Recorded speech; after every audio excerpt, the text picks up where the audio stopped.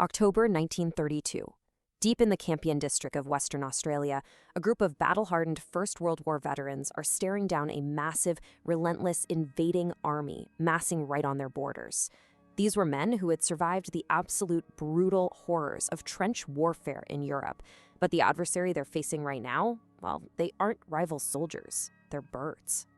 And we're not talking about a small flock here. We are talking about 20,000 of them. That's the staggering scale of this migration. An estimated 20,000 emus were pushing inland from the coast after their breeding season, and they were heading on a collision course, straight for cleared farmland. Why?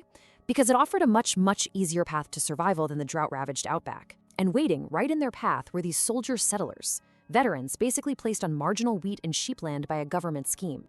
So when these two desperate forces collided, the economic devastation was just absolute. I mean, the emus literally smashed right through fences that these farmers had scraped together at massive personal expense. They just trampled and devoured vulnerable wheat crops. And keep in mind, these crops were already barely surviving the crushing economic weight of the Great Depression. For these settlers, that government promised prosperity? Completely gone. A total mirage. Now they were facing the absolute ruin of yet another harvest, this time by beak and claw. Obviously, they had to take some pretty desperate measures. A delegation of these furious farmers actually traveled all the way to Perth to appeal directly to the federal government. Enter the Minister of Defense, Sir George Pearce. He hears their case, and actually, he's surprisingly sympathetic. In fact, he sees an opportunity. Pearce agrees to deploy a detachment of the Royal Australian Artillery. To the military brass, this looked like an absolute walk in the park. Just some simple pest control that would double as fantastic propaganda footage to show the whole country, hey, the government has your back.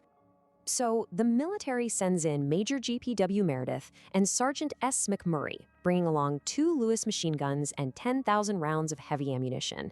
Their target? Flightless native birds. Now, I know it sounds like a completely absurd mismatch. You've got the heavily armed Royal Australian Artillery stacking up against an enemy made entirely of feathers and hollow bones. By all accounts, this was supposed to be a total rout.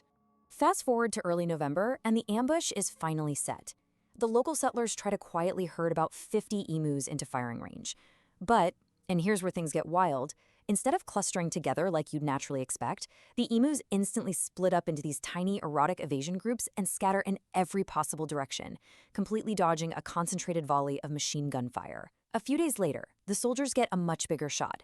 Nearly 1,000 emus are gathered near a local dam. The gunners lock on, they open fire, and the weapon jams. Yeah, totally jams. After only a tiny handful of birds go down, the massive flock vanishes into the scrub before the gun can even be cleared. By this point, Major Meredith, who, remember, is a highly seasoned military commander, starts sending back official reports that honestly border on pure disbelief. He realizes the emus are actually using tactical lookouts. He reports that these flocks had designated leaders standing watch while the rest ate, instantly warning the group at the first sign of danger. Even more incredibly, he noted that the birds seemed capable of absorbing direct machine gun fire and just keeping going. He literally wrote that they faced machine guns with the invulnerability of tanks. Just think about that. Rigid, industrialized World War I weaponry fundamentally failing against a bird.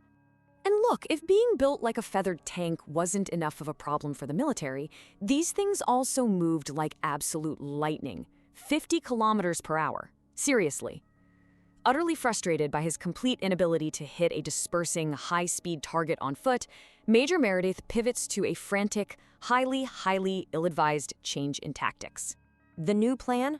Mount one of the Lewis machine guns straight onto the back of a truck to create a mobile firing platform to chase down the birds. As you might guess, it is a complete and utter disaster. Look, if you've ever driven a truck across an unpaved, deeply rutted Australian paddock, you know the violent jolting makes it hard enough to hold a cup of coffee, let alone precisely aim a heavy machine gun. The pursuit was just wildly inaccurate. At one point, the driver swerved so hard to avoid a group of birds that the truck itself nearly flipped over. All while the emus just effortlessly outran the vehicle and disappeared back into the brush. So where did that leave them? Well, after just about a week in the field, the military had chewed through tens of thousands of rounds of ammunition. The confirmed kills? Very modest at best, and actually highly disputed across different official reports. As for the public reaction, oh, it was swift, it was merciless, and it was global. Newspapers across Australia and internationally picked up the story, loudly mocking this totally farcical use of military hardware against local wildlife. With international ridicule mounting every single day, Major Meredith was quietly recalled and the entire operation was halted. The mighty Lewis guns were finally silenced. But, the farmers still had a problem. The emus were still right there. Ultimately, though, it wasn't mechanized warfare that solved the crisis. The total failure of military machine guns was eventually and very quietly replaced by the most mundane agricultural tools imaginable: bounty systems and massive barrier fences. It turns out the rigid military tactics of the European trenches were utterly useless against the chaotic, highly adaptive nature of the Australian environment. Sure, it wasn't dramatic. Nobody was shooting propaganda footage of wooden fence posts. But you know what? It actually worked to protect the crops over the long term. These flightless, three-toed birds, native to the very land these veteran soldiers had fought so incredibly hard to cultivate, proved to be remarkably resilient. They had completely outmaneuvered, outrun, and outlasted the Royal Australian Artillery.